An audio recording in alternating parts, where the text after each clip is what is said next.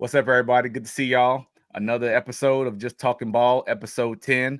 We're back in the building, and as always, I got my guy Eric Foster. What's going on, E? You're It's a good week for both of us, and probably a little better for them boys in Lawrence. But we'll get to that. We'll get to that. I'm so excited to get to that point.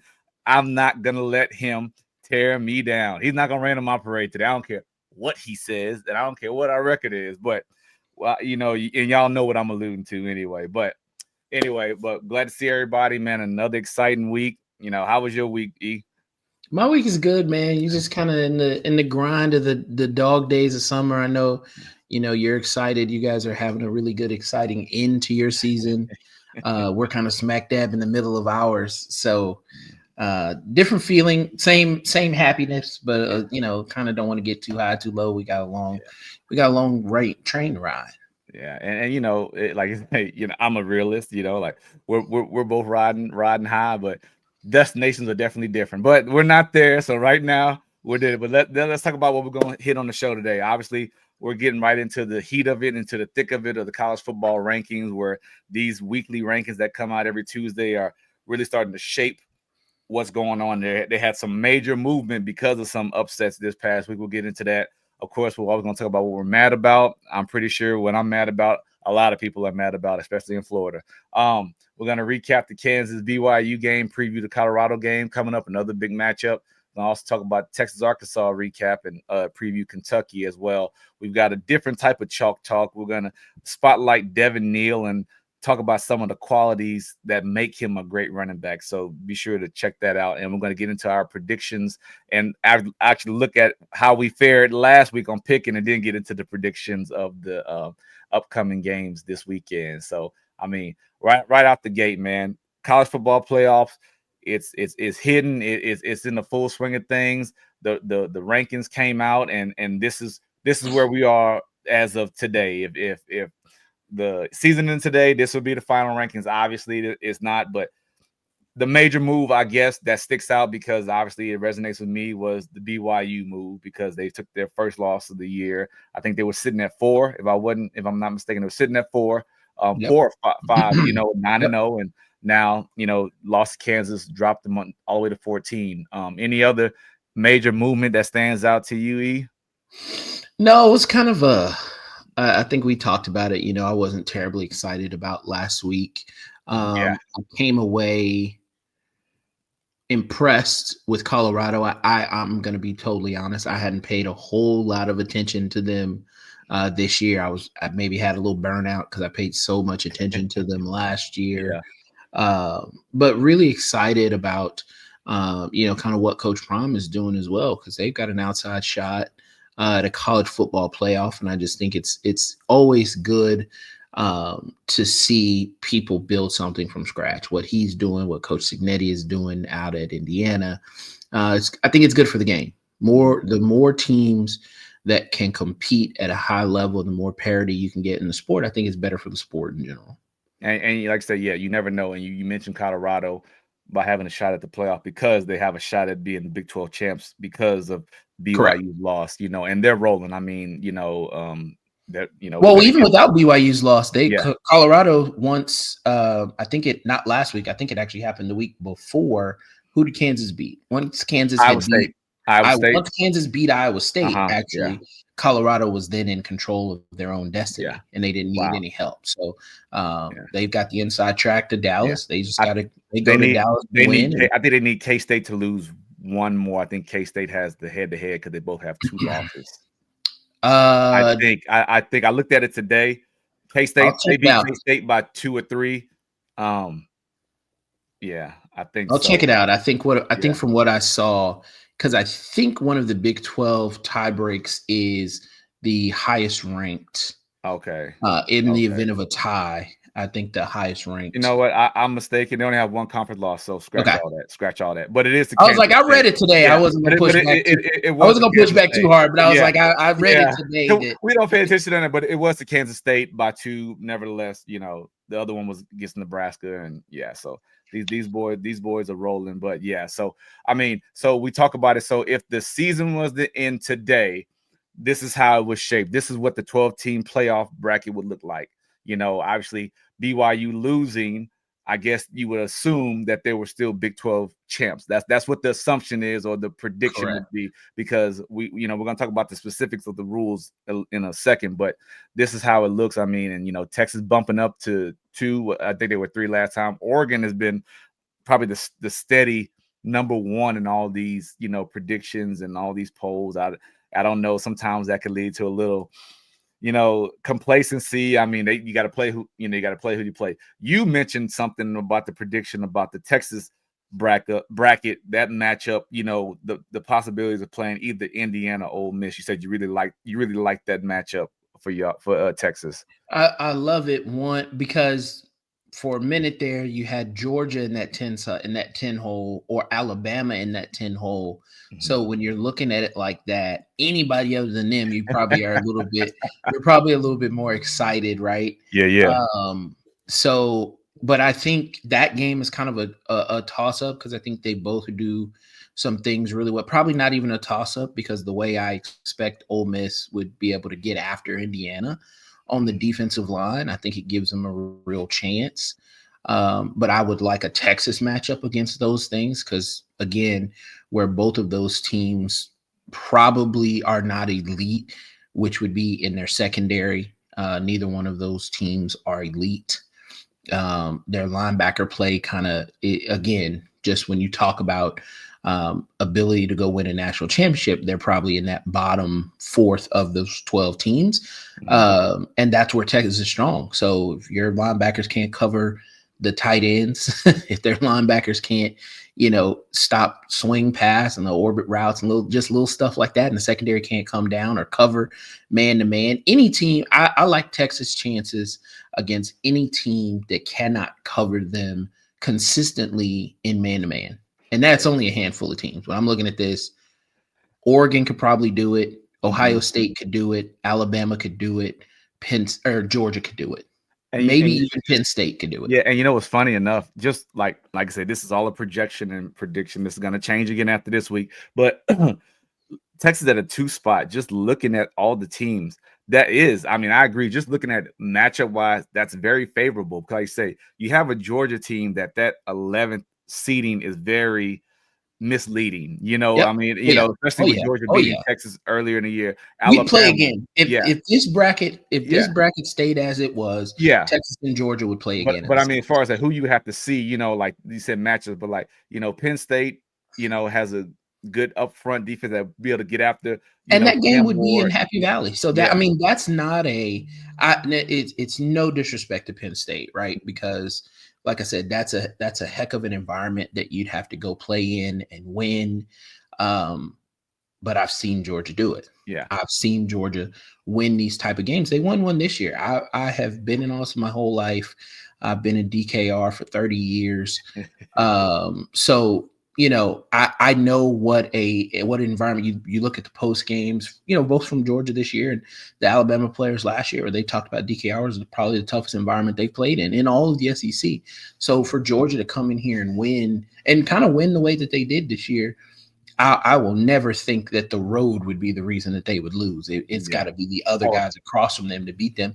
And their quarterback, Penn State's quarterback, just doesn't. He doesn't do it. He's yeah, not bad. He's not yeah. bad, but But you got no, to be a you're right. Sunday guy. You've But got to that's be the Sunday but that's guy. but that's what I was saying. Like you think about that, you think about Georgia. That's tough out of those two teams that you have to possibly play. Notre Dame, Alabama. You don't want to play Alabama just because they look like they're starting to kind of find their stride again, back to where they were. You don't know, because I'm sorry, Ohio State. They've been tested, but you really hadn't seen them at their best. I mean, I think they're starting to ground game is really starting to pick up for them. So like I agree. The Ole Miss, Indiana, out of those two teams, that would be the most favorable for Texas, compared to the other seeding or the potential matchups, if you will, Yeah, as of right now. So definitely, I mean, Miami being at 3, obviously, I know they're ranked where they're ranked, and they would be the ACC champions. So we're just going off of that, and Boise coming up and being 4 because they, if I'm not mistaken, they're undefeated or they got 1 loss. Boise State has a loss, I believe. Yeah, yeah. Okay, so yet and I still, believe in the field, Oregon and Indiana are the only Only undefeated undefeateds teams right in the now. field a Yeah, couple because of years. BYU just dropped it. Yeah, yeah. And Ohio State lost to Oregon, right? Say it again. And Ohio State lost to Oregon. Is that? Correct. Yeah, yeah. That's what I thought. Well, so as we talk So a about couple of these this, things I expect to change, yeah, right? Like yeah. Oh, no doubt. This is just I projection expect right now. BYU to flip with Colorado.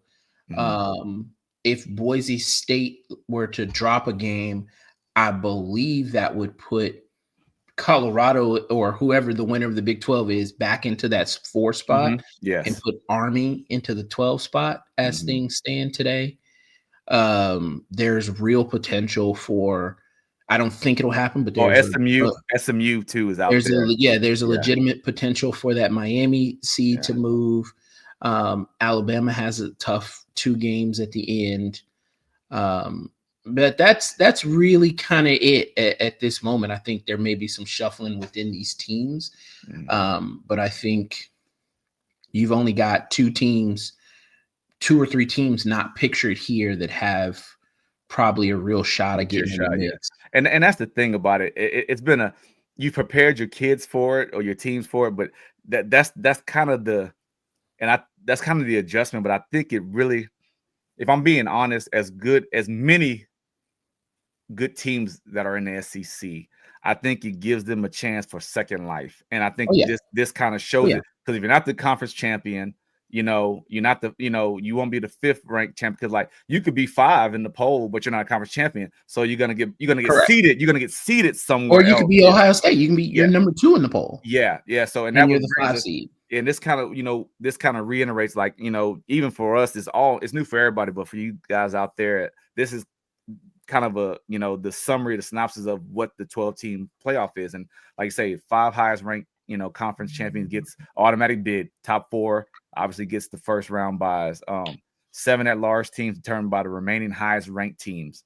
Seeds 5 through 8 host first round games. So that's a quick summary of it. And it's so funny because it's like you're fighting for your life to get in there. So now you're in, and like, what is your mood, or what is your mindset when you are a conference champion, but you're that 12th seed and you got to get on the road. You got to go on the road and play, you know, whoever, number what, 5, or yeah, number is the 5th seed, you got to Yeah. play. So like, Well, it depends on who you are, right? yeah. Because I think a lot of people prepare for that differently. If you're Boise State, you probably prepare for that and call yourself the underdog, and we've got Mhm. nothing to lose, and just go play loose and free and hope for the best.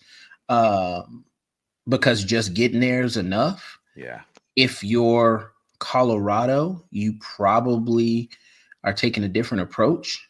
Let's show them who we are. Let's show them that we've got Sunday guys too. That we're here. We're Um, here. We're we're here. here. We ain't coming no more. We're here. Yeah. So I think it's whoever ends up, and I don't look for whoever's in that 12 spot, and I think that'll be the infamous 1 versus 16 seed in the Mhm. in the basketball bracket, Uh-huh. where it probably doesn't happen. And if Mhm. it does, it's going to take a long time, and it's going to take a Herculean effort to do it, because football is a game of haves and have-nots, Mhm. and you just don't see a lot of upsets from have-nots. You just Yeah. don't, because Yeah. even when you go back and look at some of the greatest upsets that we celebrate, still to this day, you look at Boise State over Oklahoma. Well, it Mhm. turns out Boise State had some Sunday guys. Mhm. They had one of the best coaches in all of college football Yeah. in Chris Peterson, which we kind of had an idea at the time. And But you look at what yeah, he and went that on to do, skyrocketed them. look at Yeah, what he went on Washington to and go all do that. at Yeah. Washington, and played for a national championship. So like, Yeah. and developed Sunday guys. So I got one for even you. that in I got hindsight, one for you. Explain Michigan Appalachian State. you can't. That was a bad Michigan team. Same Appalachian State Yeah. A&M, right? Yeah. Yeah. Last year. Those were bad teams. Yeah. Those were bad teams. And so the explanation is probably we go look at that Michigan team, we go look at that A&M team.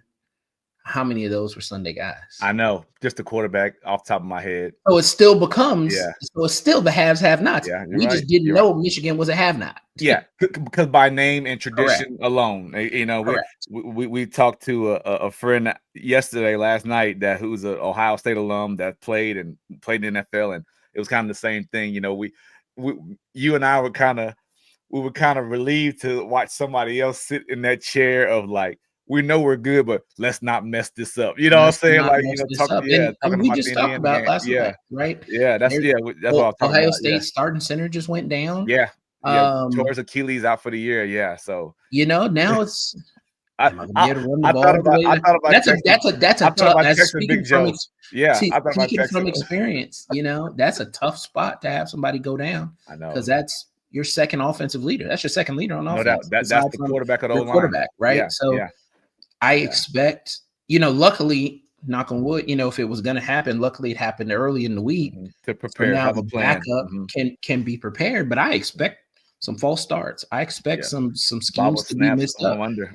I expect Indiana, if they were going to blitz, I can tell you exactly where they're A going. gap, A You gap, know, A I can gap. tell you exactly where they're going. You So know. I'm excited. This weekend's But going to be fun. you never know, and that's the good thing is we wrap this segment up like.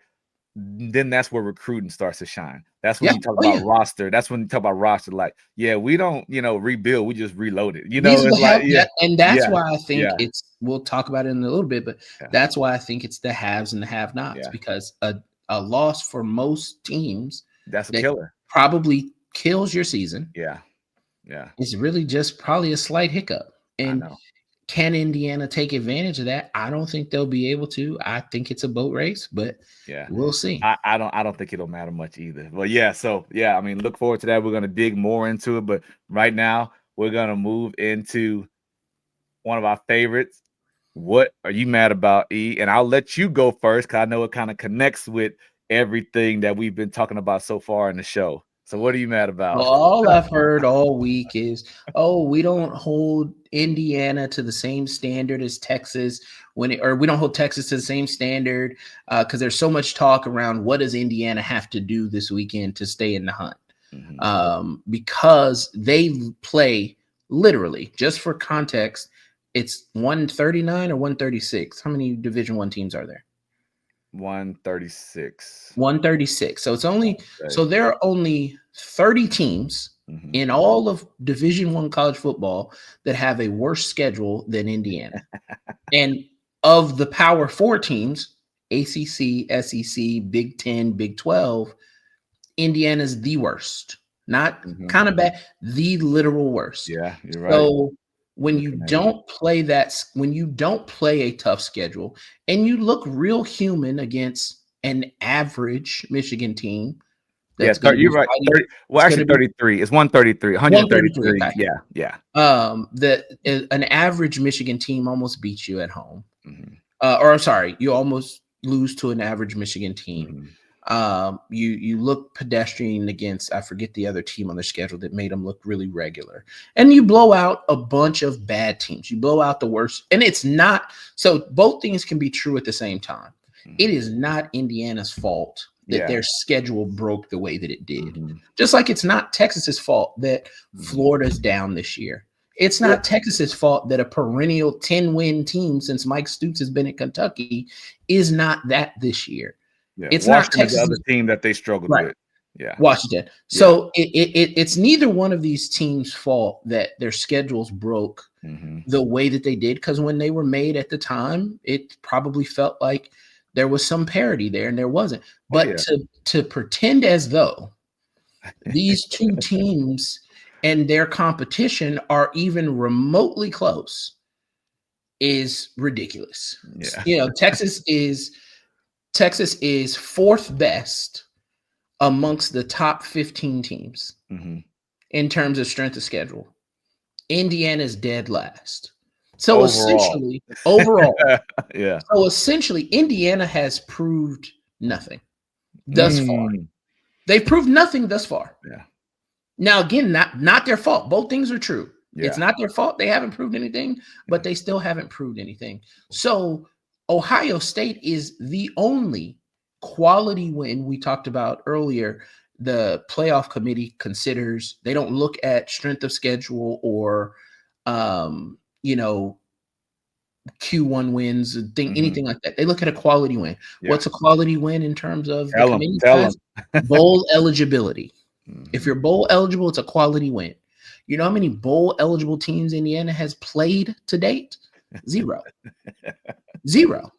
Yeah. So Texas is going to have some unsexy names that are going to be 8, 9, 10 win teams looking at Vanderbilt, Mm-hmm. looking at Arkansas, looking at these teams that aren't traditionally sexy, but this year they're good. Mm-hmm.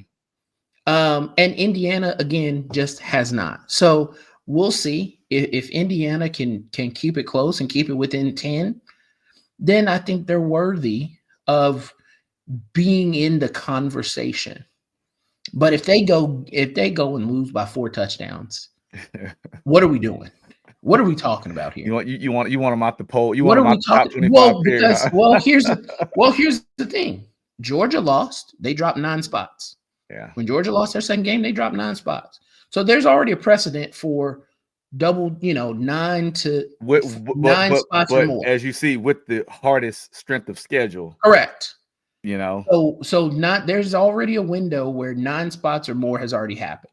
yeah, So if you knock Indiana out 9 spots, they're 14. They're out of the conversation. yeah, They're looking at probably going to end up being the last team in, and that sucks for them because it's not their fault, but it's not anybody else's fault either. yeah. When you're looking at the eye test after this game, who's better, Indiana or Tennessee?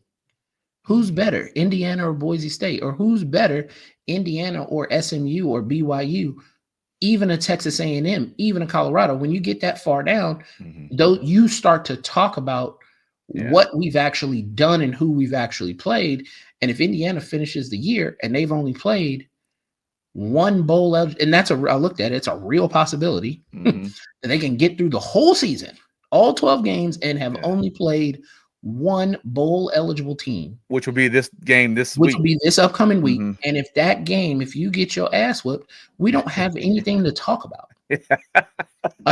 So I just was, it's been a long time since I've seen this many people across the college football world take this many swipes at Texas. And it's kind of, it made me mad this week. Yeah. So Oh, and I try to take my chance to jab at you because I don't get them often. And hit you up the other day. Yesterday I was like, I was like, man, how about Kansas having more ranked wins than the University of Texas?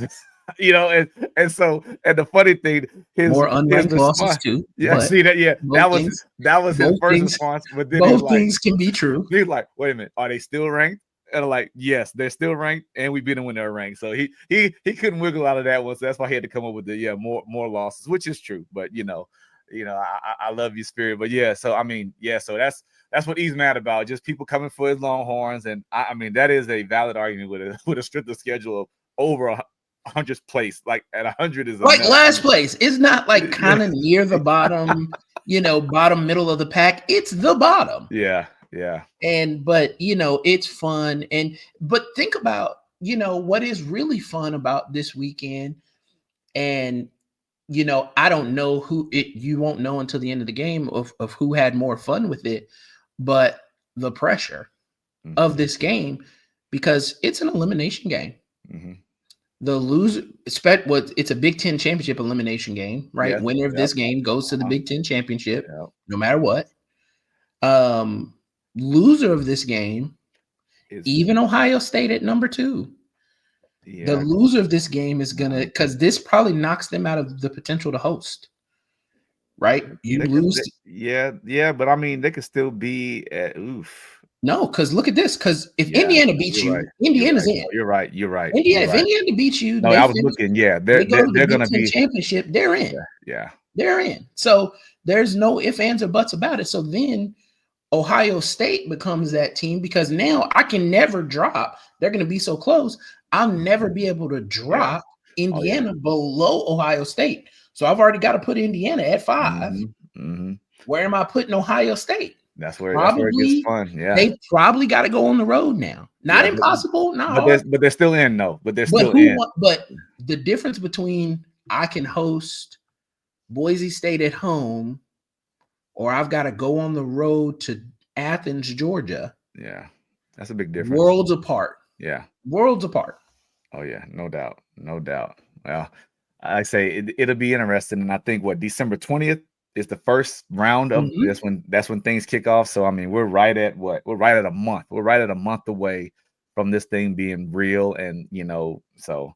But yeah, well, I mean What that about you? that's all What good. you mad Well, about? I'm gonna tell you, it was hard for me to find something. It was a great weekend. I mean, it was an action-packed weekend. I mean, Jayhawks won, watch some USC. But His before Cowboys all were ineligible to be his choice for what he's oh mad about. yeah. Oh, I stated that earlier. I wasn't gonna let them bring me down. So I already chalked that up. So you can't hurt me no Only more. only NFL team without a home win. Only pro sports team in all of sports without a home win.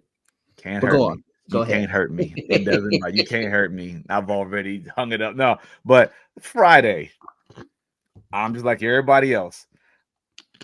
Jake Paul. No, I'm gonna say Mike Tyson, Jake Paul fight, and that was a spectacle. That was yes, and this is the problem as I get older.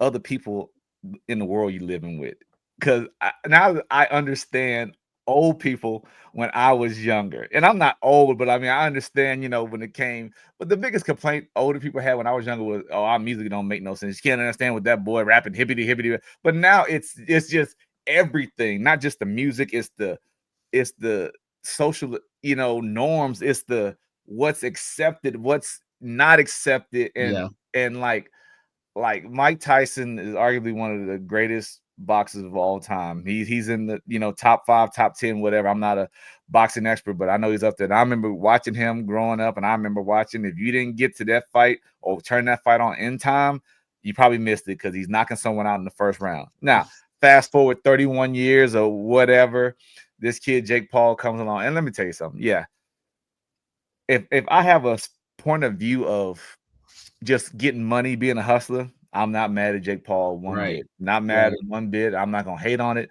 But when you start calling yourself a boxer, or so many people start calling themselves athletes, or I could go do this, now I'm gonna twist my mouth up a little bit, because yes, has he prepared for it? Yes. Does he have legit trainers? Yes. But is he really fighting legit contenders? No. Now you're gonna then this generation. Well, you got to protect this brand. That's not how we live. You compete. You compete. You don't go in there with it somewhat fixed. You know what I'm saying? And I'd say that to the situation of fought someone 31 years older than him. He fought all these guys who aren't really fighters in the past, ex basketball players, washed up boxers, UFC guys that hadn't fought or whatever. When he fought Tyson Fury's brother, that was his only loss, and it went to a decision. And obviously, I'll say that Jake Paul was able to hold his own because he's still not considered in my eyes a legit Now, boxer. mind you, that just for the context of people who don't watch the follow the sport, that was an average boxer. Now he Yes, was close to yes, his age, but yeah, Tyson Fury's brothers yeah. considered average, probably Mhm. maybe even slightly below Thank average you. Thank you for that. amongst Yes. professionals. Yes. So yes. So but with all that being said, hats off to Mike. With social media out, there's all these conspiracy theories about it, the fight being fixed. Mike, it was a contract where Mike couldn't throw uppercuts. They're showing clips of Mike had him right here and pulled up, and Jake gave him a sign like, oh, don't hit me that hard, and all this stuff. So I just and I know these boys are silly, but they're getting their money. But it's still hard for me to take these guys seriously. Well, how And long does it last? And I had this conversation with somebody the other day. I yeah, said, it's cute and it's novel now, but when you're running out of, because they do this in wrestling. I used to be a yeah, huge wrestling guy, yeah, where that's kind of how they build somebody up. You run through all these legends and all these greats of the yeah, sport, but eventually you get to the end of that line. yeah, Now you can't jump in from. I can't go in from fighting Mike Tyson, even though he's a 60-year-old Mike Tyson. yeah. I've got to now probably start to decide whether I Hmm. want to jump into this legitimate space or Hmm. I've got to move and I've got to go. And they were saying, well, maybe he'll try to do the same thing in UFC and go fight some UFC legends. They were like, probably not, because I can't pull up on a kick. You know Yeah, what I mean? yeah, If I see the yeah. chance to kick you in the head, Hmm. there's no soft kicking.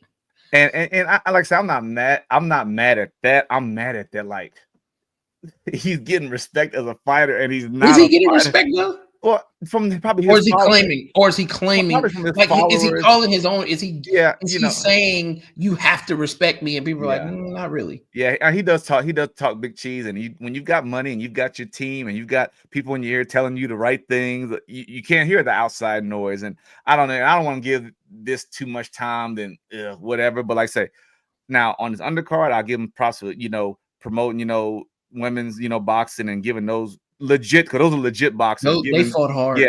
Oh, that That was was the the fight best of the fight of night. the night. Yeah, no That was the doubt, best no fight of the doubt. night by a mile. Toronto, yeah, and so I get and then She even the got other robbed, by the way. undercard, huh? She got robbed. Oh, I She agree. got I robbed. agree. I agree. Not only I mean, yeah, the headbutt, the point taken away, and she was stroking it. That Irish chick was tough. She was taking. I mean, yeah, and they say, yeah. Anyway, but yeah, it's just I don't know, man. It's hard for me not to sound like a hater, And everybody's not gonna like you. Everybody don't like me, and I'm fine with that. But like, I'm not out here calling myself the fastest man in the city, but I'm racing guys 30 years older than me that's on disability or something. It's like, what they used to be and what they are now. It's crazy. Now, the funny thing about it is you flip and you say, oh, he made it available on Netflix. A lot of people have Netflix as just a common streaming service that everybody uses rather than having to pay $60 for pay-per-view. I think that was a great strategic move because I don't think a lot of people would have shelled out money for that just because of the skepticism alone. But then Netflix runs into this problem of a server overload, and I don't know. Yeah, I watched it. I had to keep going out, coming back in, going out, coming back in. Well, I saw today that some people in Florida are filing a class action lawsuit against Netflix, basically for inconvenience. Like, that's basically what it is. And you know what? I ain't mad at it. Go ahead because Netflix keep upcharging their fees. They keep trying to find ways you can't share the password, like not, but I mean, you never know. You never know when you're gonna need people to have some understanding. And they dropped the ball, and now I started leading speculation to are they gonna start having live sports? Are they gonna do an NFL game? Is Netflix doing an NFL game? I don't if I'm not I mistaken. know they're moving into some live things, wrestling. Yeah, I think wrestling is moving to Netflix. And there's a ton of there's money in even the undercards, yeah, right? Like yeah, no doubt. UFC undercards Mm-hmm. and all the things that are typically carried on like an ESPN Plus. Mm-hmm. You can go after all those tier two rights right now and pay schools to get all that content. Mm-hmm. So there's a lot of things that I'm sure they are open or considering to do, but I think this gives people a lot of pause No about doubt. Their opening audition was not good. Yeah. because it hurts the brand. Well, they Yeah. did. What else did they do? They did something before this They did that they did live. they did Cat Williams special. I think Cat Williams They did special Cat was Williams live. special Yeah. live, His was and live then and something else. there was something else they did, and it was live, and it got It was. millions of viewers, It was. and I it can't wasn't remember something in wasn't between like that. this, but You're right. Yeah, but this is so bad. I mean, it yeah, was bad. But that's what I'm mad about. Jake Paul, get it how you live. You help Mike Tyson get this, but like, dude, you're not a real boxer. You're a everybody got. mask. You know what? Everybody got paid out of it, Yeah. and that's what I like. That's what I like. So hey, shit, and this Yeah. is Mike's last big payday. Go I for it, know. bro. No, yeah. Oh, I'm happy for him, but yeah, You but and you didn't get hurt. You didn't blow your knees up. All thank that. God. Oh man, that third round, my man, legs Look, got heavy. That knee sleeve they started getting literally bigger and paid bigger. him millions of dollars to show his ass. So well done, Literally, well literally. done, well done, brother. All right, well, we're gonna get to what we came here for, and I'm taking the liberty because there wasn't a bigger game of the week. There wasn't a bigger game of the week or a bigger upset That's true. in this game. I tell you, I had my boys picked, and I tell you, them boys went into to Provo, and it was a night game. You and I talked about it. You talked about the Mormons being ready and being rowdy, and I love the game plan we came out with, and offensively, and when I did I was on the Booth Review, a podcast, from Kansas football that's based out in Lawrence, and talking to my boy Brandon McAnderson, I was telling him that the three things that Kansas needed to do to win this game was win the turnover battle, be above 50% on third downs, and my third one escapes me that fast. Oh, time of possession. Time of possession. So we were ranked number 3 in the nation in third down percentage at 52%. Okay. We performed that night 30%. We were 3 for 10. Okay, so time possession, we averaged about 31 minutes over a little bit half the game. BYU had 31. We had like 28. Yeah, so I mean that's almost a wash. And then we did win the turnover battle, 2-1. But on offense, we quarterbacks both turned it over, and the key turnover was the muff punt when Mhm. we quick kicked on fourth down by JD and hit the guy head, and then the BYU guy had a legit chance to recover it, and then kind of push us up. We recover it on 10-yard line, go and score, but I thought besides that, those are the breaks. I mean, and it was good to see KU get some bounces. And I'm not talking about controversial calls, just some bounces. Right. And so I thought Football defensively, gods are back on your side. yeah, yeah. And I thought defensively, we did a hell of a job. Now I'm gonna tell you, man, there was some concern, and that is the flow of football. Ups and downs, peaks and valleys, the ebb and flow. When BYU started just pounding it, grounding and pounding it, they were starting to bring it to us, and I got concerned. They've got 3 legit running backs, and I think the better ones are the ones not starting. Rapati and Moa number 30, and Rapati's number 7, I think. And then and LJ, I mean, he's a load. I mean, he and they got into us and they started just getting first down to first down. I thought that hurt us, but I thought we adjusted to it. And also when they got into empty and we were in too high, they attacked the middle of the field. And I mean, they did a hell of a job doing that. But like I say, bend, don't break. And those guys, holding them to only 14 points, if I'm not mistaken, 14 to 17, 14 points, 13 points. So I thought it was a total team win, man. And I thought our quarterback, played well, he took care of the ball, made some throws where he just let his guys go up and make plays. That's a chemistry thing, guys. That's been playing together for 3 or 4 years. Wrestloff, the quarterback there, right there, that was a big mistake. But we're a good secondary, and we've got two of the best corners in the Big 12, arguably. And I think that was key going into halftime, shutting them down, getting that interception, because that was when they were really getting after us on the ground. But our D line, Dean Miller at linebacker, JB Brown, our D line, man, continues to get better and better at getting a rush out of 4.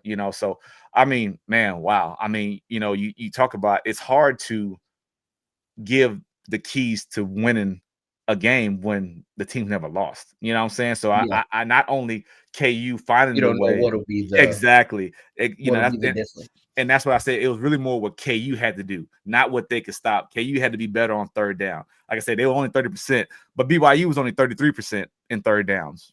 So I think those 3 things play. And I mean, golly, 17-13. I mean, that's the margin of error, or the closeness of the game. And thank God the fourth quarter actually didn't feel like the fourth quarters in the past, and Yeah. even when they would BYU got the ball back and they're marching down the field, I still had a little confidence. See, that was his one interception, and that was a miscommunication. Receiver kept going, he thought he was gonna shut it down, threw it. DB made a toe tap hell of a play right there. So I mean, let's say it happens, but when BYU was going down at the end to win the game, I felt good about our defense because we were getting a pass rush with 4 and speeding Wrestlaw up and making him make ill-advised throws. So, even right here, that should have been an interception. I mean, it literally goes through the linebacker's hand. And credit to that receiver, man. That's one of the best receivers. He made a hell of a play. But I mean, golly, game of inches, man. Game Yeah. of inches. So I'm not mad at it. Not mad at it. I thought our guys played well. Secondary played well. O-line got after it. I was so mad. First play of the game, our right tackle gets hurt. And I see this guy gets rolled up behind him, and he ain't got no knee braces on. So the coach in me came out like, why does this starting right tackle not have any knee braces on? I tell you what, he came back in the game, he had a knee brace on. So, it's just, it's one of those things like, what are we doing? We're going into a big game where you're still trying to salvage the season in the sense of a bowl game, have a winning season or a 500 season with a bowl bid. We got to do the things we got to do to take care of business. But Yeah. yeah, hats off to those Kansas Jayhawks. Now you may laugh or snicker at this fourth down stop right here. Oh man, boy, I think I text you right after that. I mean, what a victory, what a stop. But I think it's either the first time in school history or the first time in, I want to say the number was 50 years that they've had a back to back uh win versus ranked teams.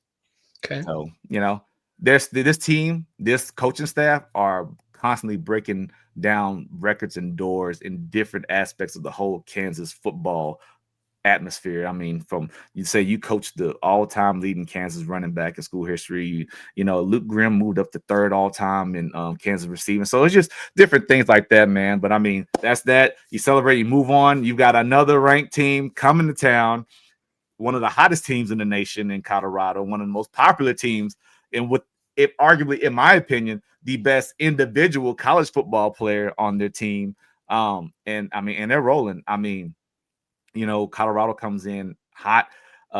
Shador is thrown for over 3,000 yards already. Travis Hunter is almost at 1,000 yards receiving. Yeah. And they light it up. Obviously everybody knows what Travis Hunter can do. He's a two-way player. He never comes off the field.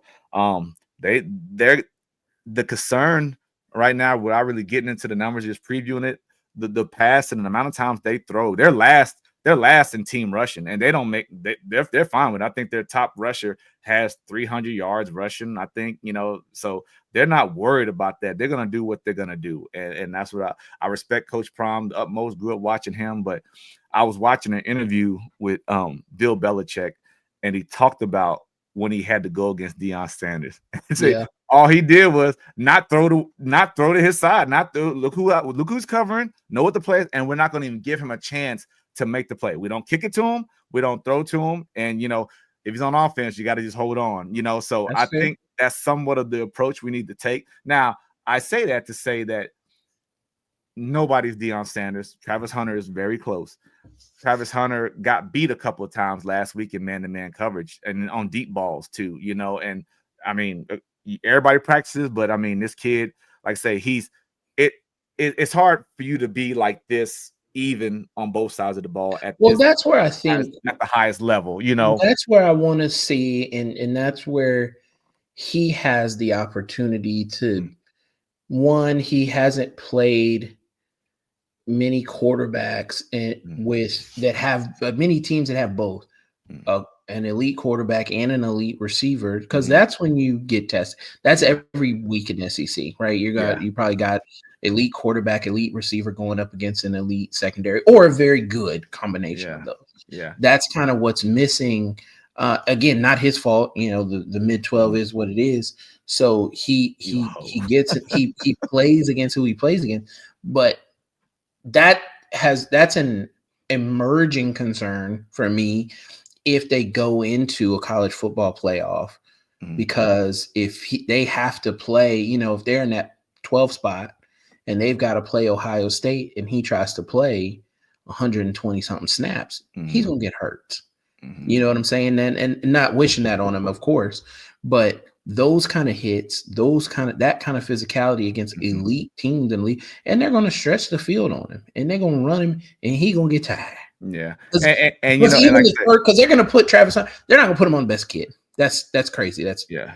foolery. Well, and I think, like I said, it's different strategy. Like I say, Yeah. there's a coach out there that say, we're going right at him because we've got, When like we I said, have the dogs to do yeah, so. have the haves and have not. We're gonna go after him. He's gonna win some, and we're gonna win some, but we're gonna wear him down because you know what? When we flip it and go on defense, and he's on offense, or vice versa, there's gonna be a letdown somewhere. And Yeah. the coach is gonna say, and I think we have a better overall team as well that we can do some of those things. So, I mean, And I I think Colorado, and that's kind of what I always tell people, like, he's great. He's yeah, great. He's great. But where I always say both things can be true at the same time, he also hasn't seen a lot of things. He hasn't seen teams that are going to throw a swing pass or on an orbit route and pull a 6'9" guard at him coming in his face and going to hit him in the mouth on yeah. purpose. You know And what I and and, mean? and like I said, that's part of the scheming and strategy. Like say, we talk about as offensive coaches, let's block the safety, make the corners tackle. Correct. Let's make those guys be physical because traditionally they don't want to be physical. Right. So, you're saying all the right things. And, like I say, right now I'm a I'm I'm excited. I yeah. can't lose because either I, Prime wins and the Colorado lore grows, or Kansas wins and you're happy. continues that this streak. I mean, continues the Yeah, streak to salvage yeah. a season, like you say. oh, they're gonna find their stride late against the hardest part of the schedule, against I the knew it was gonna happen. I knew it because was gonna happen for two reasons, and well, I'll and I'll say take one because I don't think they're a bad team. Kansas is not a bad team, and that's the thing. They're not a they're bad team. not. But just like there aren't, Tom Herman just got fired, so I'll Yeah, use him. I'll use Charlie Strong. These guys didn't forget how to coach. yeah, You don't forget how to coach. yeah, yeah. Sometimes it just doesn't work Hmm. in certain situations. So what do we talk about at the very beginning? How will Kansas handle being the hunted? Yeah, They last year, maybe even the year before that, it's really easy for a guy to look at you on film and be like, they're pretty good, but I'm not worried. yeah, And the whole time you're gearing up to knife them in the back, and you do it. yeah. But when somebody sees you on film and you get their full attention and their full respect, what Mhm. do? So now, kind of going into this back half of the year, I said, oh, well, they're not the hunted anymore. Yeah, So there's an opportunity here for Kansas to kind of switch roles back to where we know they excel, where we know yeah, they're comfortable yeah. of, hey, I just go play. I go play Mhm. free and you don't see me coming and I'm still Yeah, good enough. And you're right. and You're it's right. it's kind of the same thing. Now, you probably lose that this week. You know what I mean? Because on film now you look really good. Yeah, Now you look really good again. So Colorado is going. I want to see they're fast on the end, so they're probably one of the few teams that can naturally, maybe contain JD a little bit without mhm, having to do anything elaborate. mhm. I don't think they're going to get to him real well. So he'll have time if he stays put and stays composed and Yeah. keep his feet balanced. So I'm excited. I think it's going to be a great game. It is, and once again, Colorado's I'll three miss it point because it's three at point favorite. 2:30, right? It's at Yeah, 2:30. yeah. So yeah, and we have to talk about that off camera because I was supposed to be going with you to the Yeah, I Kentucky don't know game. what you're So gonna do, I man. don't know. I'm loyal, but yeah, and like I say, Colorado comes into Arrowhead as a 3-point favorite, and that's fine because we've been the underdog the That's not last. bad. Yeah, yeah, not at all, not That's at all. that's it's literally The same. It's it's moved the same literally way the BYU game did a last coin year. flip Yeah. or a Uh-huh. slight edge, and that's Yeah. Vegas is just saying Colorado has a slight edge, which Yeah, I it's would it, agree and with. it's a possession. It's a possession. I mean, Correct. so. But yeah, so I mean, I'm good with it, man. Moving on to the SEC into the Texas Big Longhorns. dogs. The big We dogs. they, it's fine. Y'all did y'all thing. I don't, but not surprised. Not surprised. Y'all did what y'all supposed Right. to do. So tell me about it. No, Watched it. yeah, it was a great game. I always can tell by how we start, right? Mhm, We I think we are I think we've only scored on 4 of our first possessions. So when we come out of the game, I don't look for us to score necessarily, but are mhm, we moving the ball? mhm. Almost 8 times out of 10, we're gonna get in our own way. We're gonna Yeah. get a penalty. We're I gonna was do about to something say stupid. it's more us than them. Yeah, Correct, yeah. correct. But oddly enough, that puts me at ease, right? Because now You didn't do it. Yeah, we're so bought in, and yeah, you believe so much in the defense that, oh, okay, as long as we can move the ball, we're gonna settle in, we're gonna be and able to score, we're gonna be all and right. that is true. Defense has been y'all defense has We're come elite. We're big. the best. We're legitimately the best by the metrics. Uh-huh. We're the best defense in the country. Yeah. No, So yeah, I looked yeah, at that. Definitely number one pass defense in the nation. I looked at it and number something one else. pass defense, number Yeah, one in defensive efficiency. I yeah. think we're like 28th in run defense, Wow. but total defense we're number one. Yeah. So um, again, we did what we were supposed to do. I thought we gave up too many first downs. Mhm. Arkansas couldn't convert. They missed a field goal. They kind of got in their own way a couple of times. Defense made some big plays, Yeah. but it was a relatively clean game. I think it was only 2 penalties both ways. We were not very good on third down. We were 4 for 15. Mhm. So that was now Arkansas is good. Don't get me wrong, and Yeah. they played that 3 high. I'm fully expecting we're going to see that the rest of the year. Mhm. Every team's going to play that 3 high flyover defense, and all right, nothing behind us. Let's see if they can run the ball. We're going to make them keep everything in front of us. Yeah. So And I we'll thought see. the quarterback would be a more of a factor against y'all because of his feet. I Well, thought, we're really fast. yeah, Turns out the coaching staff likes playing against running quarterbacks because we're yeah, so fast. yeah. And We are so fast at the edge but I position and thought so I even fast at text you. linebacker. Y'all made them look very. They didn't execute well. Like, where they were throwing the RPO and they were throwing what some people call a slip. Where they Yeah, slip the tight end out, but they're able to block because it's thrown behind the line of scrimmage. The corner was blowing that up. The force, whoever had force was blowing that up where it was like, golly, you're throwing this guy into decapitation, because y'all are playing so aggressive and so fast, man. I'm gonna tell you who's starting to like the defense is good, and but that's safety for y'all, 16. yeah, He gives me Blake Gideon vibes, like yeah. not to say Mookie, oh because that's he's a his white name. boy, but He like got the but blackest name on the team, yeah. Mookie. That's what they call him.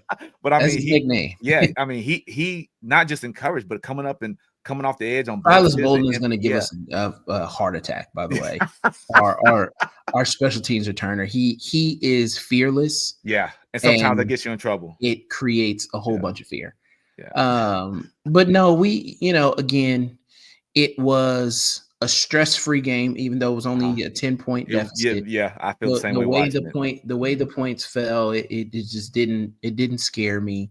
Our defense made big plays when they needed to make them. Um, and again, anytime you can go into Fayetteville, last time we went to Fayetteville, what did we lose by 24, something like that? We lost. It was disastrous last time we went to Fayetteville. So Not, I will take it. yeah, I thought about you and I thought about your frustration with your boy fumbling again because I always ask you about 23. What's his Yeah, name? Jaden Blue. Yeah, Blue, and makes plays, man, makes people miss. Gets downfield, but it's always like that last tackle, that last swipe, he fumbled, Yep. and that's just the issue. And that's just the struggles of running backs. Believe me, if anybody knows, I know, and sometimes it becomes a head thing, it becomes I'm playing too tight because all I'm focusing on is not you know, turning the ball over. But Yeah. just I hate it for that kid because God, he's a spark every time he gets in for you. I'm not talking about like 10-yard game. This dude is getting screen Yeah. Yeah. passes, Yeah. swing Yeah. passes, and he's Yeah. going for 25 plus, and then it's like fumble, or he scores a touchdown. So I thought about that because you spoke on that as far as like the carousel of running backs, especially after losing two big time backs in preseason, things like that. So it's like it has to be running back by committee. And I'm a hypocrite for saying that because I was in the same situation at Kansas and I did not want to be in it because you're a competitor. Not that you want to be selfish, but like I want to be the Now guy it's that now it's they want Jaden to be the guy Blue's to fault believe that it. it's Yeah. by Yeah, but committee, though. that's what I'm So saying. Yeah. no. Yeah. You want to be the guy that they count on. And I think this is the play right here. But yeah, so Now, funny backstory to this from talking to we'll call him a senior member of the coaching staff, right? I got you. I got you. I always talk about how this coaching staff reminds me of the Mac Brown era where they just don't believe in running it up, right? If the game is in hand, they're just gonna do it, and he's and they're like, hey, we just believe in doing things the right way. And literally this weekend, one of them referenced that very play and said, think about when Jaden Blue fumbled of the 30 ways that ball could have bounced. Uh-huh. The least likely was that it bounced out of bounds. Yeah. And what happened? It bounced out of bounds. You know what I mean? Yeah. Where it could have ended up being a very positive play. And that at that time it was 13-10 on that drive. Yeah. Right. So if Arkansas gets that ball back, the crowd is probably raucous. You're probably then you probably start to create a little fear, a little anxiety. The game feels a lot closer in that moment. So just thinking about, I'm at this point in the year when if you end up where you want to end up, you're kind of in that middle to back half of the season. You just want to win. You just want to win and get out Yeah. of it. You're exactly right.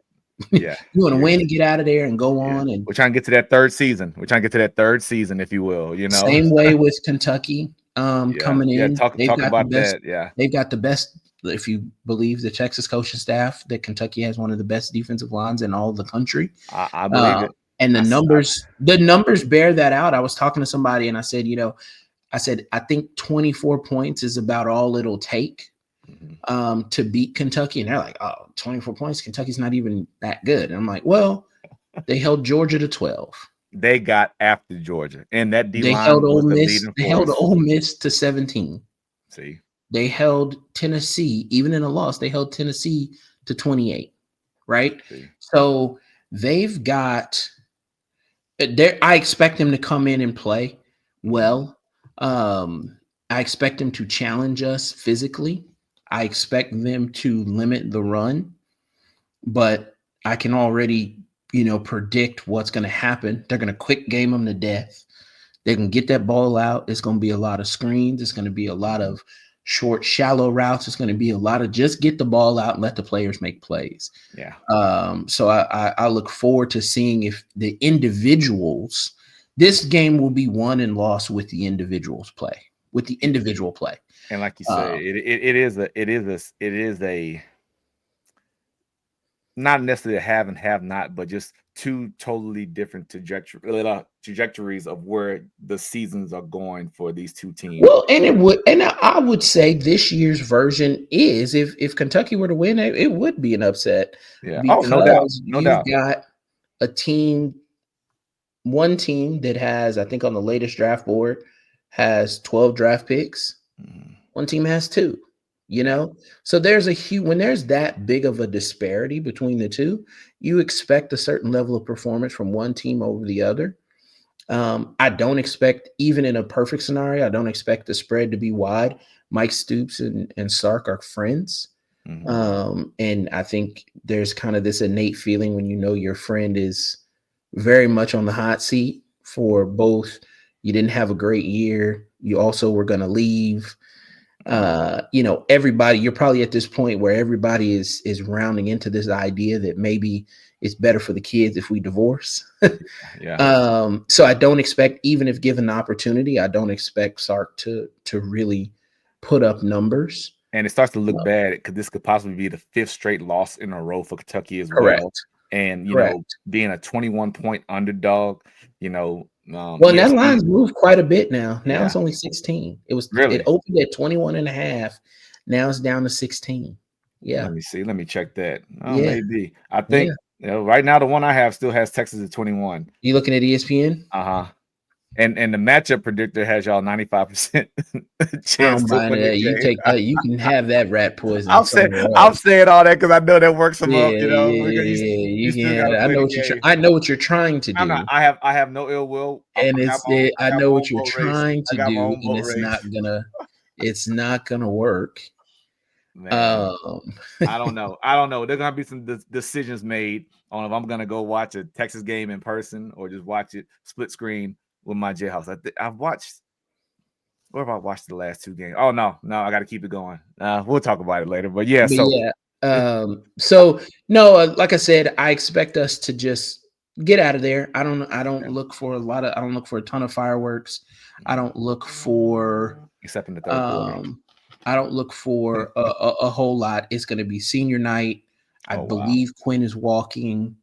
So I expect a lot of emotions. So it'll take us a minute to settle in. Hmm. What we can't do, you can't turn the ball over and give Kentucky short fields. No doubt. You can't give them a bunch of points. It's the same. You heard me talking to Big Joe about the Indiana game. It's literally the same blueprint. Yeah. You can't turn the ball over and give them short fields. You can't give them a bunch of points to open the game to give them confidence, Hmm. um to give them confidence as in that they're They going to have a be in a chance. Yeah, fight. they have a chance. You Yeah. got to come out, and this is my grandfather used to coach baseball, and they were very good. He coached a couple players to play for the Cincinnati Reds.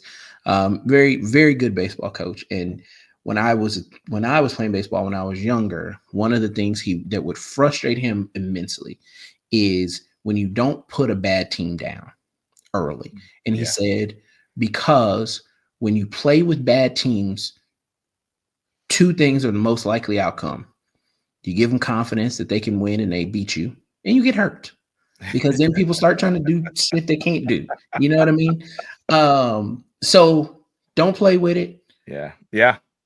When you're at the end of the season now, so any additional reps you can get for other guys Hmm. to develop them, any chance you can get to get the people that you will need that will be the difference between getting, you know, 1 ring, 2 ring, 3 rings, or no rings, Mhm.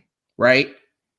Getting those guys out of harm's way as early as possible. Crowd loves Arch Manning. That let's give them all that. Mhm. But we got business to take care of up Yeah. front. Yeah. And I look forward to it. I think we will. I just don't. I don't get any real anxiety about it. Kentucky didn't have.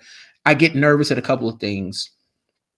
Um, Off weeks, teams that are playing you coming off a bye week, Mhm. um, or a cupcake, right? Because it's kind of the same thing. You can get a jump on the game plan. Mhm. You can start looking ahead, stuff like that. So they don't have that. So, and we're at home. They can't pull a Arkansas, which, by the way, is going to sound like a dig, but I'm a big believer in do all you can to win. Arkansas is a natural grass field, and they had a bye week the week before, so they let that grass get to about, what is this, about Mhm. 5 inches. Mhm. They let that grass get to about 5 inches thick. So we were a lot slower. You do that because you know your team can't run with it. Dude, same thing. And That's a sign of respect. yeah, but you were talking about that last night with and Big Joe told us that story, how he experienced it too. My junior year, we played Notre Dame, and same thing. They're big, physical, but they couldn't run. And here we walk out, and that grass is. I mean, my feet sank into it, man. Talk about the It difference, because I don't think maybe some people that watch will understand what's the difference in 2 inch grass versus 5 inch grass Well, trying to just play a football yeah, game. just so you so when you plant or you move and you're able to stop and change direction and just really pick them up and put them down, your feet, the grass is shorter, close to the ground, closer to a surface that'll grab you a lot better. It's You tighter. literally got to wear Yeah, different cleats, it's tighter. Or right? Different spikes. you could wear a shorter cleat. Now the problem with the longer grass is that connection to the ground to be able to make those cuts is a little more padded from the grass, and on top of you wetting it makes it slicker. So now you've got to have maybe a bigger or heavier shoe. If you're a speed guy, for linemen it don't really matter, but like for a speed guy, and so now you're slipping because what's a guy like me? My high side is, I can stop, I can start, change direction, I can accelerate and go. Now you put me on that thicker grass where my toe is maybe hitting blades of grass and it's getting caught up on thicker grass, that's going to slow me down. So that's the difference, a shorter, tighter surface opposed to a thicker, mushy, slush down, thicker grass. And that's just one of those, you know, northeastern, I don't know, upper Midwest things. And I mean, it gets in your head too. I mean, that was the first thing that stood out to me walking out to on Notre Dame field, besides standing touchdown Jesus. But like, they wet the field and the grass is so thick, and it worked. I don't know how good the difference would have been if we would have had that, but it nevertheless, like, you I just love it, man. just Play to to the piggyback play off to of the what you say, run it's and basically give three different yourself stories of every the same. Yeah, advantage. three different Give stories of the yourself same thing. every advantage. But yeah, so But it also made their court, and you think about how much of an edge that must appear to be on tape, that you kind of sacrifice your best weapon as well, because mhm, their quarterback probably dealt with the same issue, and mhm, he wasn't able to cut and move and pick him up and put him down exactly. as fast, and that's probably why he went to the ground quite a bit. So Exactly. Well, it's a art of war, baby. That's what Big Joe said, art of war. But yeah. I So loved it. as we switch gears, man, we're gonna get into this chalk talk, a little different type of angle, just talking about the qualities of Kansas' very own Devin Neal at running back, the things he can do. So check it out.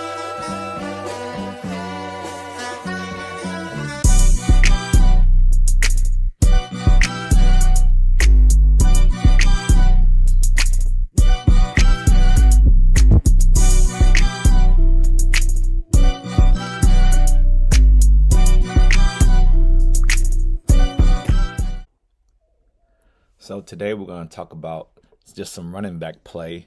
I want to spotlight Devin Neal on how patient he is as a runner, knowing when to accelerate, burst, and be patient. Right here, we look at a run to the outside where he hits it, sets a defender up, first defender up, makes a miss, makes the next one miss, and finishes the run. But right here, just how patient he is setting up the run. He's not just running full speed, where a lot of times people think this game needs to be played, balls to the wall. Yes, you need to go hard, but as a running back, you've got to give your linemen and your receivers and whoever else blocking downfield a chance to get those blocks. And then also in turn, you need to help set those blocks up. Now, in this situation, he just does a hell of a job being a good running back, making people miss right here. You'll see right here. Patience two, boom, explodes. Boom, right there. I think, what really boils down to as, one of the attributes as a running back is the ability to make people miss. And I think Devin Neal is tops in the country when it comes to that.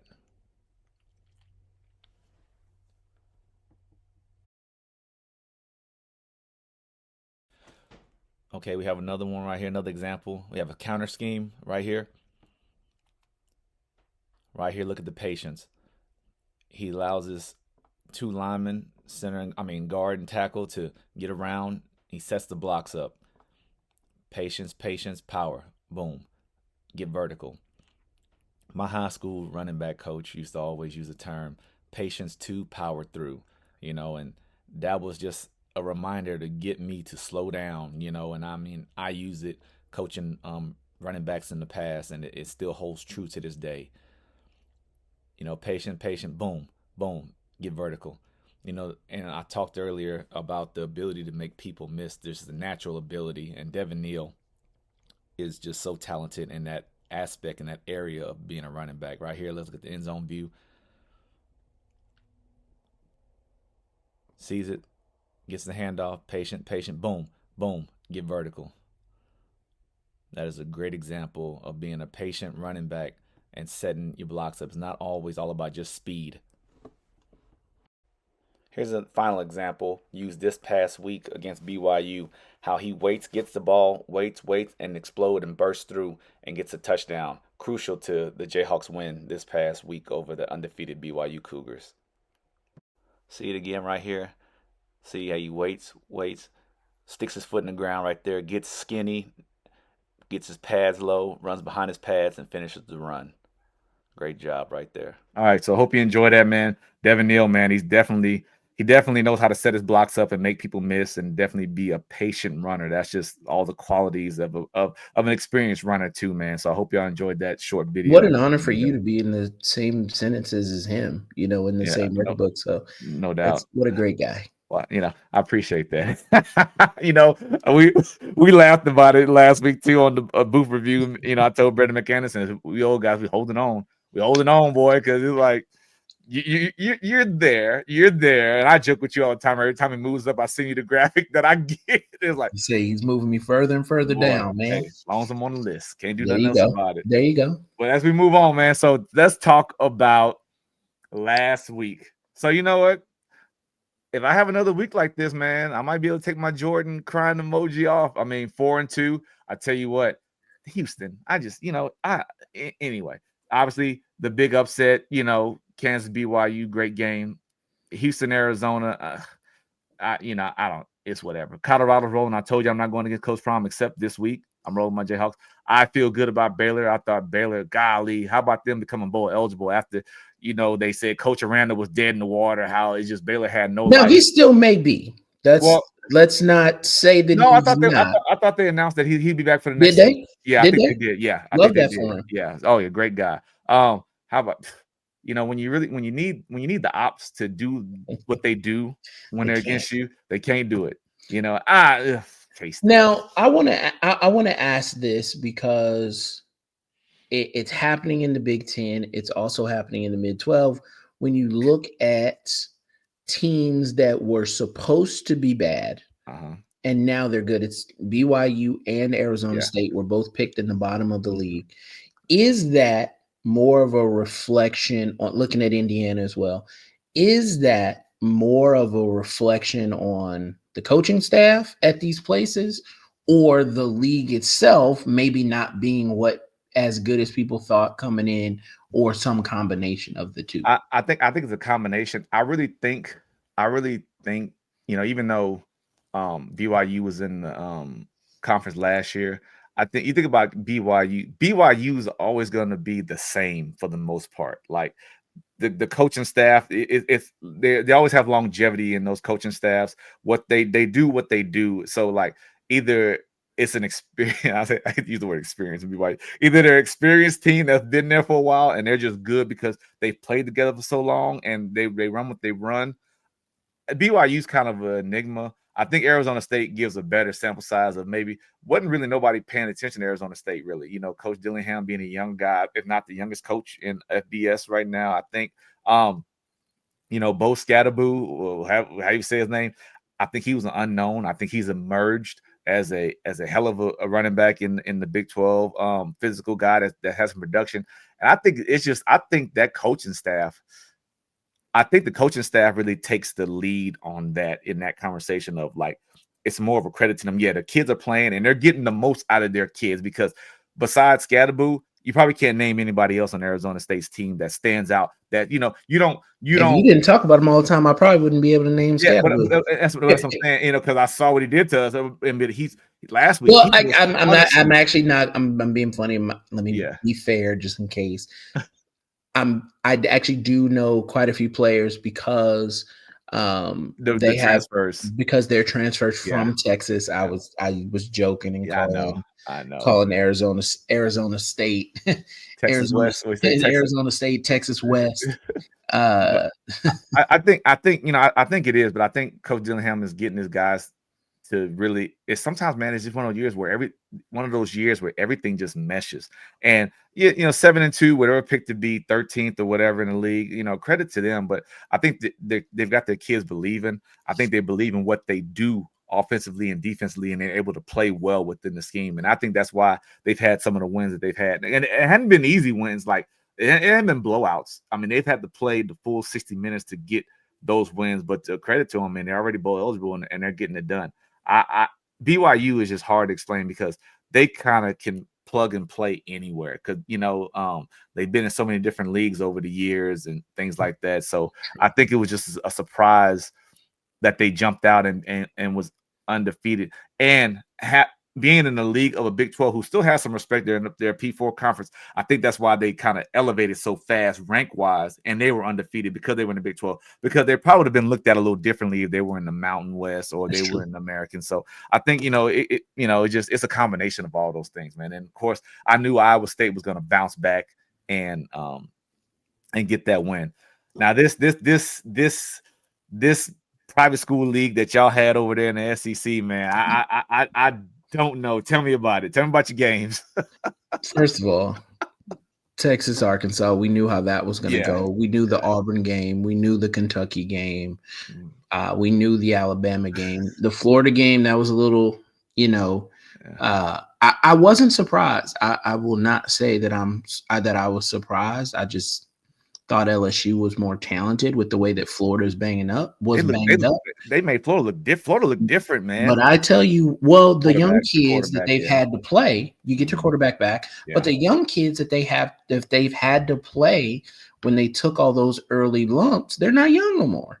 Yeah. You know what I mean? They're Yep. experienced and they're seasoned and they've seen a lot. So you look out for them come next year, and look out for them for the rest of this year. But most certainly come next year, I would almost bet the house they're a 10-win team Because because now they've got depth, maybe where it didn't even used to be because you have guys that you were going to redshirt and then next year was going to be their development year.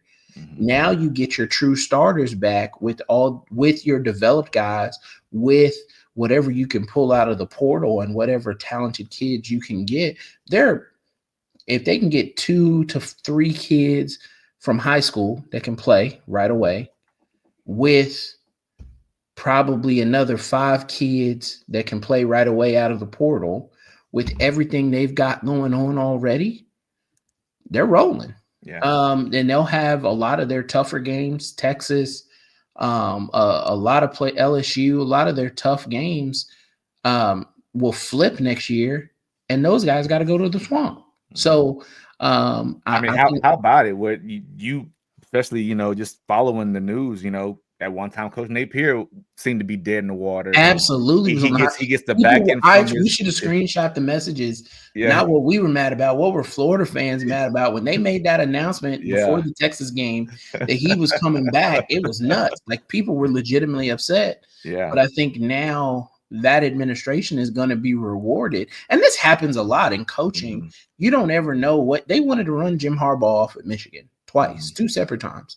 They wanted to run Brian Kelly off at Notre Dame, right? This happens a lot where you want to run a guy off. Some smart person in the room says, I know what I'm looking for. This yeah guy has it. Give him another year. And then that year, everyone forgets that we were trying to shovel this guy out the back door. yeah, And I think when Billy it fixes Napier will be that everything, story. Yeah, I yeah, think and when Billy it Napier will be that story. yeah, and look, 2 games left on the season. With a win this week, it'll be hard. It's Ole Miss, but a win, they'll be bowl eligible. But then they have Florida State the week after could become bowl eligible then. So yeah, They are going to beat the brakes off of Florida State. And so hats I off, hate to see it. hats off to the Gators and Coach Napier, man, for real. Golly, what did you? And Yeah. Tennessee, Georgia. This like Well, no, you skipped one. You skipped I one. You said predicted the South Carolina. I predicted South Carolina. what did you text me and say? Because I was so mad the way that game ended. Oh, you thought Missouri Yeah, was you old Shane Beamer a gift basket. Because I gave up. those, I gave up on them. but those guys, I am such a Shane Beamer fan because I think he does it the right way. He doesn't he focuses on special teams, not like his daddy used to, Yeah. where that was half a practice. It's important, but he's got these guys believing.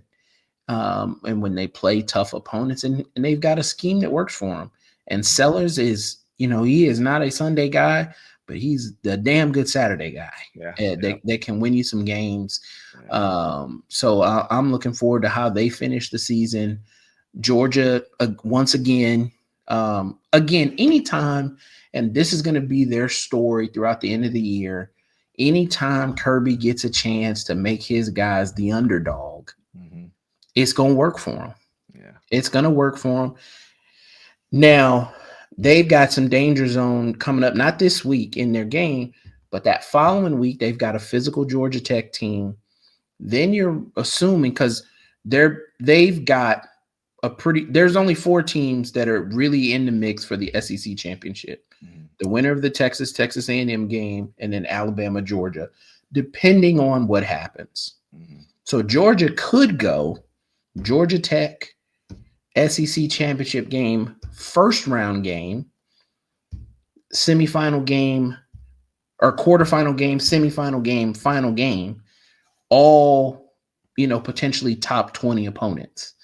So that stretch for them can get real messy in a hurry, real physical. So can they stay healthy? Can Carson Beck get better? I've never seen a guy hurt his draft stock the way that I know. Carson Yeah. Beck has this He's year. taking a bit of a It should be studied because I just don't. No, honestly, like I've seen guys come back and not help themselves for sure, Yeah. and they kind of stayed where they would have been if they would have, Yeah. come out a year earlier. But I have never seen somebody come in that probably could have gone late first round, middle to late second round Mhm. to now. If he goes before fifth, you're probably surprised. Yeah. Um, Oh, he's going to be the case that keeps kids from coming back. And you'll have 2 competing cases, right? You've got the Quinn Ewers, who he's probably the one that didn't help, right? Didn't help himself.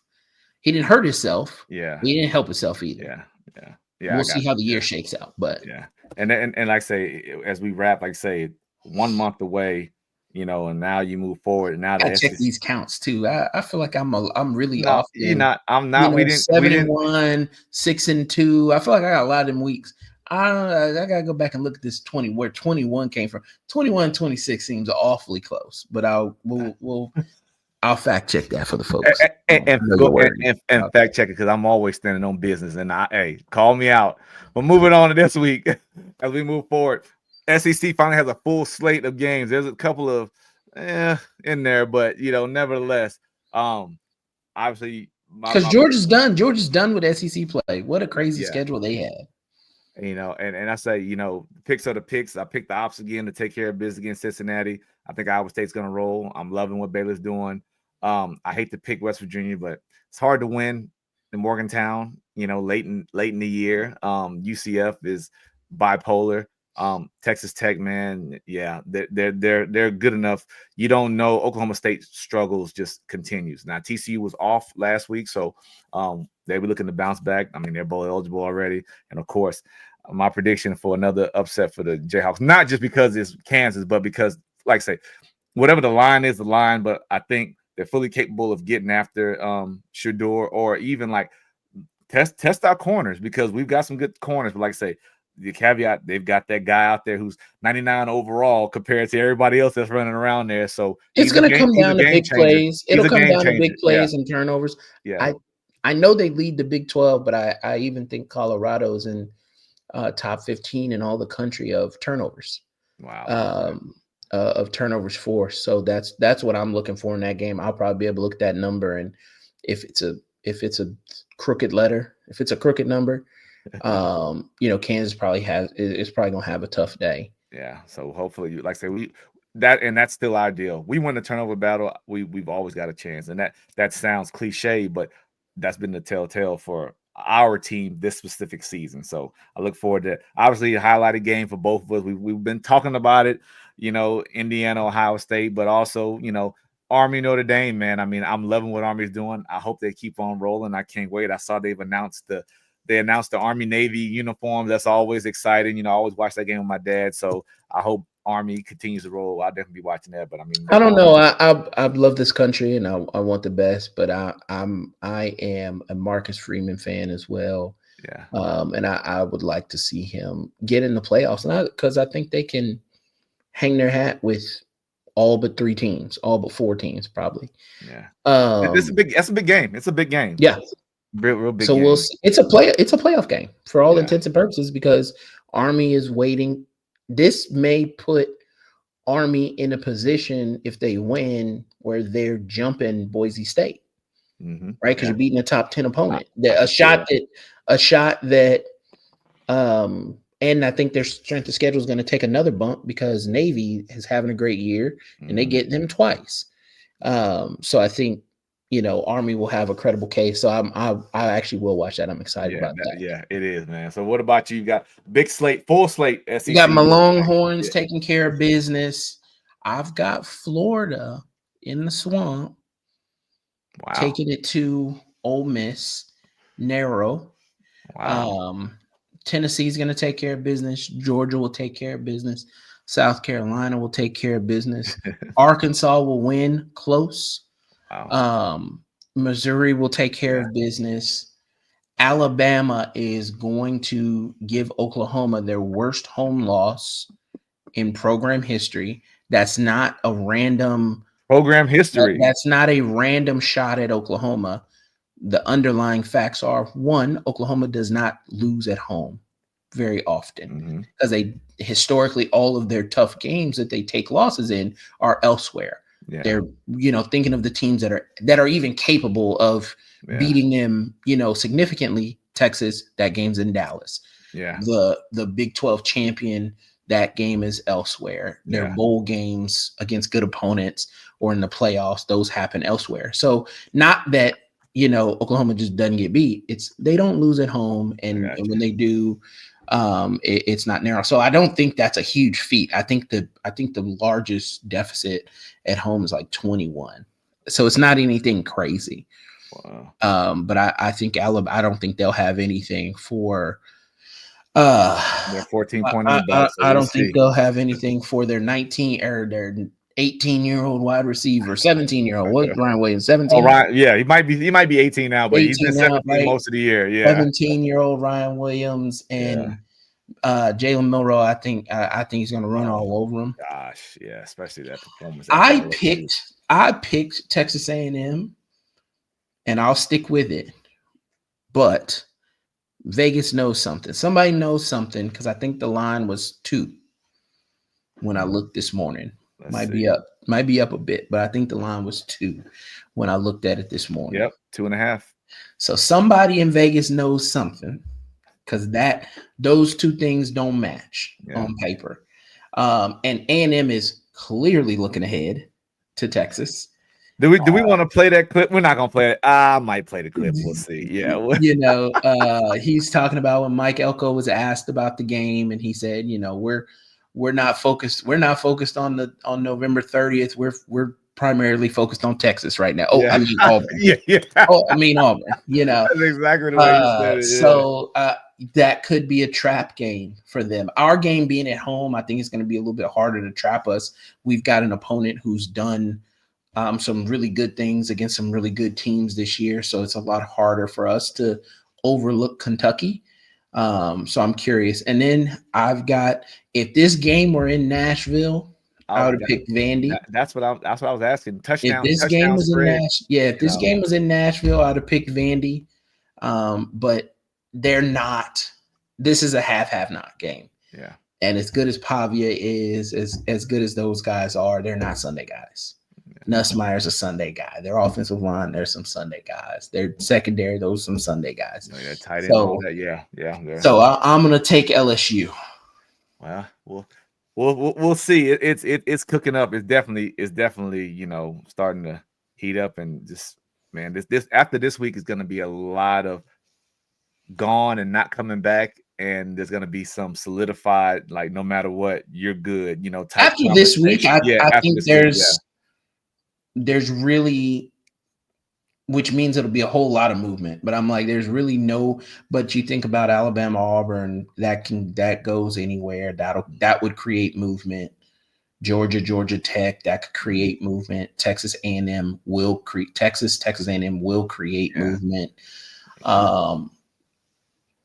So I'm excited. I really am. I think these, when the season comes down to 2 weeks, man, it's both exciting and like rewarding, but also like nerve-wracking.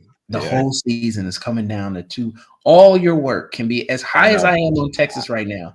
2 weeks, it can all be undone. It's coming down. You're right. Well, we would definitely have a lot to catch up on. But it won't though. But it won't. Well, we have a lot to catch up on and recap because we will not be here next week. We might do a short, we might do a live, but we're gonna celebrate the Thanksgiving with our our families, and that's usually our our film day. So we won't be back until the following week. So we might check in with y'all and give y'all a short and just see, let y'all know what we felt or what we saw, what we heard or whatever. But we appreciate y'all, man. Great episode. We got a lot knocked out. I hope y'all enjoying it. Continue to do it. As always, rock chalk. Praise the Lord and hook 'em horns. See y'all. Hey.